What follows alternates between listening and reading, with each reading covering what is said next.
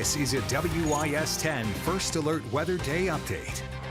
Hey everybody, good morning to you. First Alert Weather Day goes into effect as we have gusty winds in place, more so as we get past lunchtime and into the afternoon. A few gusts of 30 to 35 miles per hour can't be ruled out. With this next cold front, we will pick up on a round of scattered showers, and then temperatures will drop quickly overnight and into your Friday morning. So here's First Alert satellite and radar as we wake up this morning across South Carolina. We are dry, and here's our next weather maker. You can see this cold front making its way through Atlanta this morning, and we're going to be keeping an eye out on showers to pass through later this morning and into the early afternoon. So there's still some time until this boundary is able to arrive. Your first alert to a lake wind advisory, and that is in effect because of how strong our winds are set to be as our cold front passes through. This goes into effect at 2 p.m. today, and it'll last until 8 a.m. in the afternoon, or 8 a.m. on Friday morning. And this includes all of the Midlands. So if you're hoping to get out on the water today in the smaller boats and crafts, it's not advised to do so.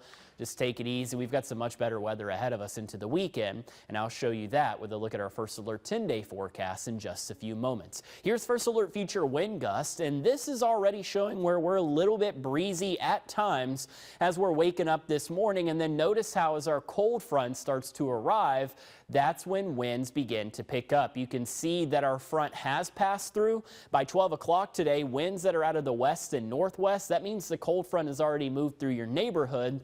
And out ahead of the front, we have winds out of the southwest. So they will pick up by 12 o'clock, gusts of 25 to 30 miles per hour. And then behind the boundary, this surge of wind makes its way down the mountains and into the Midlands. So we will get wind gusts anywhere from 30 to 35 miles per hour during the afternoon. And these will continue for us even into your Thursday evening. We've got wind gusts of 30 to 35 miles in effect or in play. And that'll continue even through the early parts of the night tonight. We're still windy by midnight. Winds really won't begin to taper off until early on your Friday morning, and that's the point at which our First Alert Weather Day is going to come to a close.